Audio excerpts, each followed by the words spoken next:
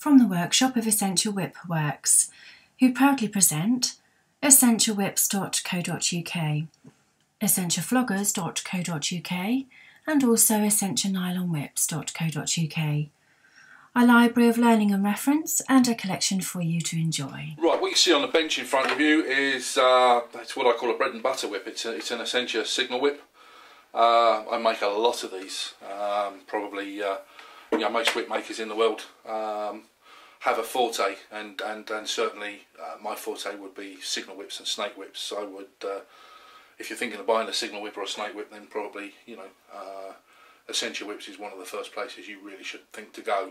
These are really sort of a bread and butter whip. I make a lot of them, and if I say so myself, they're really quite good. Mine differ a lot in terms of I plait them backwards, and so I end up with a small loop at the end, which makes the cracker interchangeable.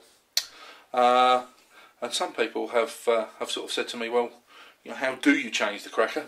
So when your old one's worn off, or worn out even, if you just snip it off there, and then it's that simple. I don't know if you can see the little hole at the end there. You just use a little scratch awl and open that up for you, and you can see there's a tiny little loop. So when I plaited this whip, this is actually where I started, and then sort of came back this way, adding strings in as I went rather than dropping strings out as I went.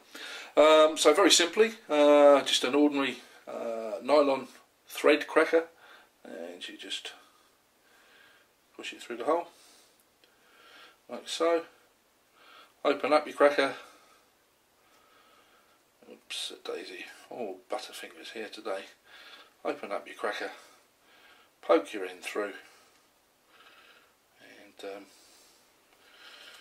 just pull it up, and there you go. That's how you change it. So if you're one of those, this is there's no hiding it. This is very much a whip for the fetish community, and if you're playing with multi-partners in the fetish community, then really this is the way that you ought to go, rather than the traditional way of having the cracker or the popper plaited in.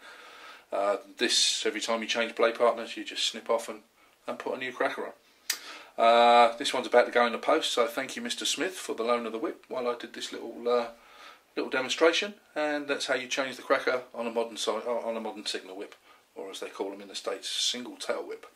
There you go. Thanks very much for watching.